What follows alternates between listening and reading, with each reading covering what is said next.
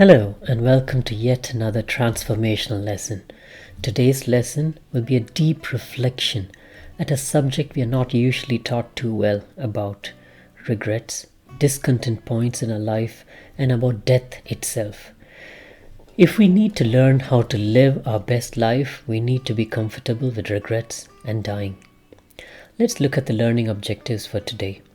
We will be learning about regrets, thoughts from the mouth of the dying. Regrets, what is their power? How can you untangle yourself from a vicious cycle of reminiscing negative past events? And about healthy discontent, how you can use them to propel yourselves towards your vision. Let's start with regrets. Thoughts from the mouth of the dying. Regret is a feeling of sadness, disappointment, or frustration over something that we have done or failed to do. It is often accompanied by a sense of guilt or remorse. We may regret something that we have done or something that we have not done. An Australian palliative nurse, Bronnie Ware, who spoke and spent time with the dying in their last days, revealed the most common regrets they had at the end of their lives.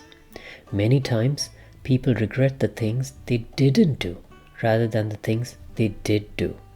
This is because we can usually rationalize our bad choices, but we can never know what would have happened if we had made a different choice. She put her observations into a book called The Top 5 Regrets of the Dying about a decade back. It is of utmost importance to be aware of the things you may regret in life. By understanding what patients regret most, you can work to avoid having regrets of your own. Here are the top 5 themes of regret of the dying as heard by her from those dying. 1. I wish I had the courage to live a life true to myself, not the life others expected of me. Bronnie notes this. This was the most common regret of all. When people realize that their life is almost over and look back clearly on it, it is easy to see how many dreams have gone unfulfilled.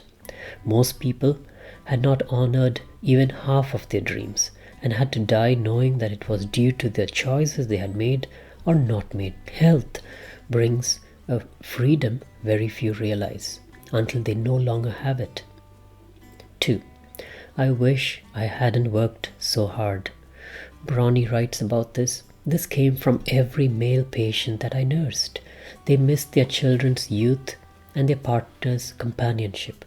Women also spoke of this regret, but as most were from an older generation, many of the female patients had not been breadwinners. All of the men I nursed deeply regretted spending so much of their life on the treadmill of work existence. 3.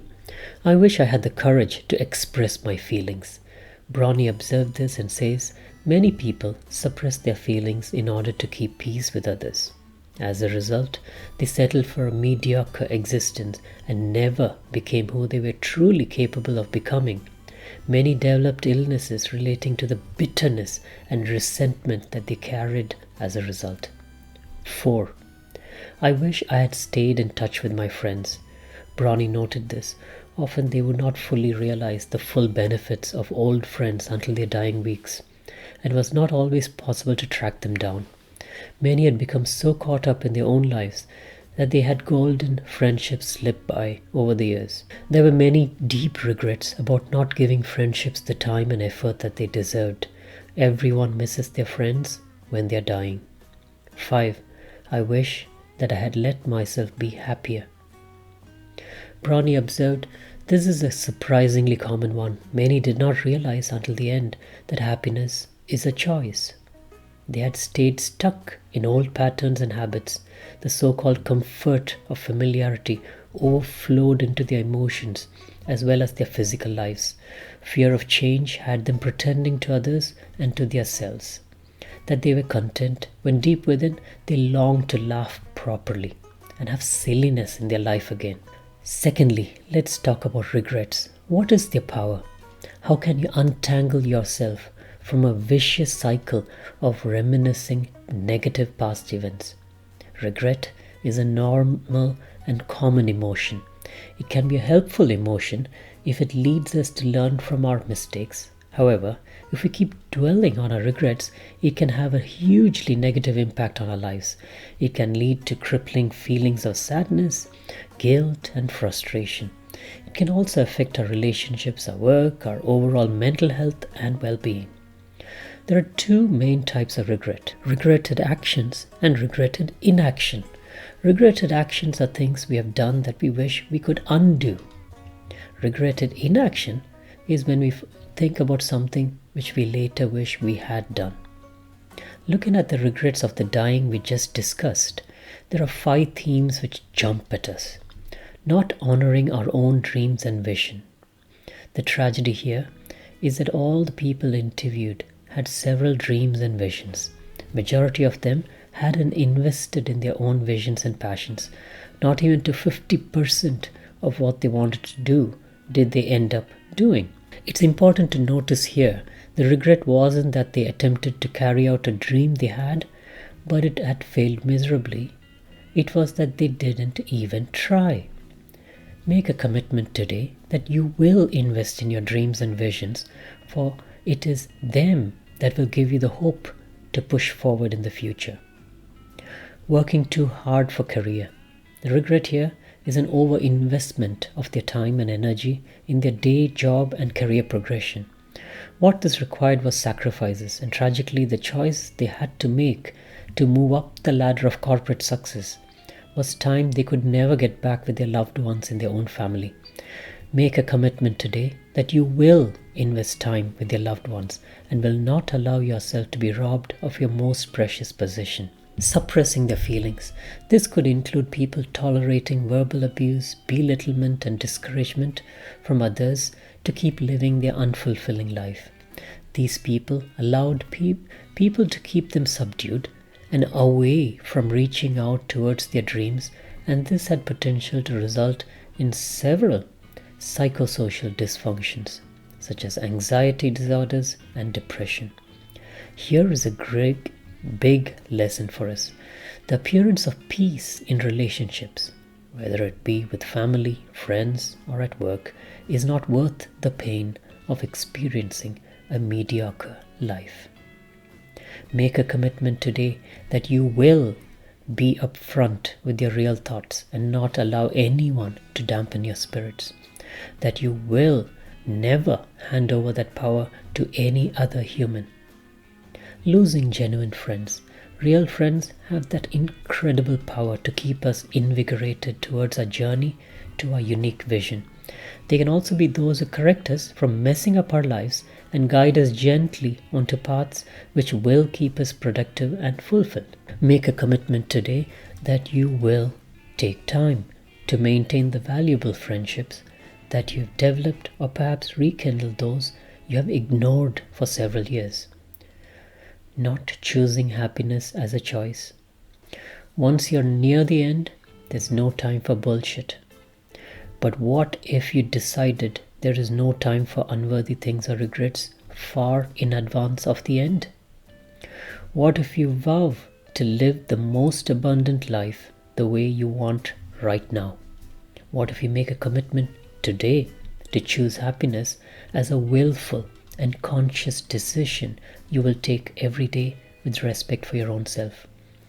Now let's look at the regrets of the living. In 2020, Daniel Pink and his team carried out the American Regret Project. They surveyed nearly 4,500 people and then launched a website called the World Regret Survey, which had collected more than 16,000 regrets from people in 105 countries. Here are the top 5 tips from Daniel Pink to address the grip unhealthy and chronic regrets may have over your life today. 1. If you have a regret, undo it if you can. He suggests that we apologize, make amends, or try to repair the damage. With moral regrets, which often involve previous actions such as bullying a weaker kid or cheating on a spouse, one way to repay your debt is to simply apologize. But if it can't be undone, don't fret over it. 2. Find the silver lining in that regret. Some regrets are things which may not have turned out as expected. Example, perhaps you never found that romantic partner who you desired all your life. Can you channel that into a positive way? You could contribute that wisdom to others.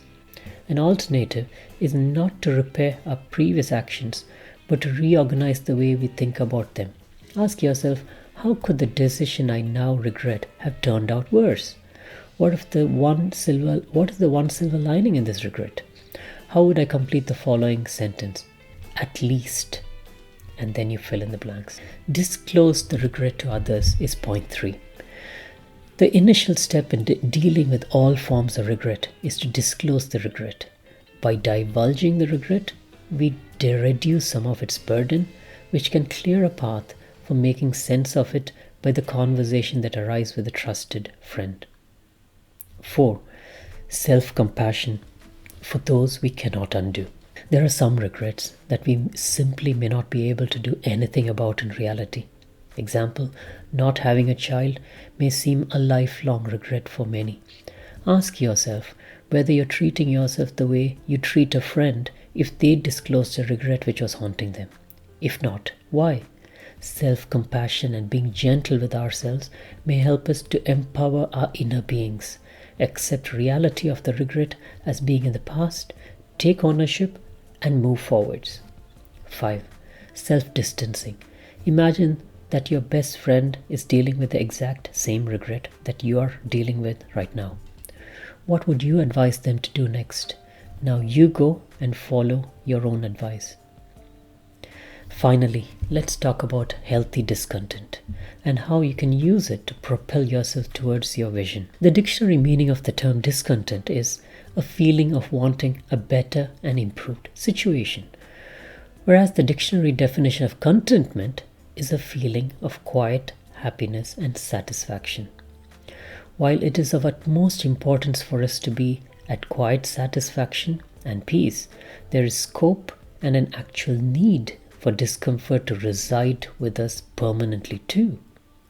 Are you confused? Let me clarify. There are 2 purposes of discontentment. 1. Be the fuel for progress. The problem and result of a fully content life, firstly, is stagnation and then deterioration. A plane in the sky cannot turn its engine off once it's high enough. Yes, it will float with the winds for a while, but the descent is inevitable. So is complete contentment without any healthy discontent. It doesn't allow us to pursue our optimal abilities. Complete contentment is happy for you not to take on challenges head on and come out a better person. Healthy discontent is the prelude or introduction to progress, said Mahatma Gandhi. We need to seek out discontent in our current situation so that it disturbs us towards a greater vision. Remember, amazing visions and achievements were never reached by people who were fully content. They were always attributed to those who were discontent with what could be and what had been done till now. They learned to use the fuel of discontent and how to never let their tank run dry of it. 2. Inspire us to endure the burning. If you want to get the embers burning, you have to blend dissatisfaction with inspiration, and then you have to connect the dissatisfaction to a greater purpose. Said Chris Gallagher, the next step is to connect your discontent with an inspired idea, a personal vision that is so great that you're disturbed by how big it sounds. We need to look forward to endure the burning that comes with those who give out the biggest light.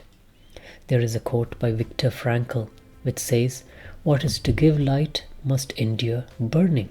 George Bernard Shaw said this on the same thought. This is the true joy in life, the being used for a purpose, recognized by yourself as a mighty one.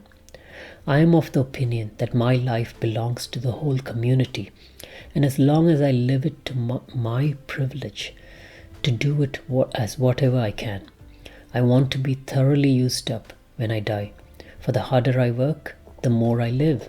I rejoice in life for its own sake. Life is no brief candle to me. It is sort of a splendid torch which I hold for a moment, and I want to make it burn as brightly as possible before handing it to over future generations. May you be inspired to do just that today. Thank you so much, and I will see you in the next lesson. Take care.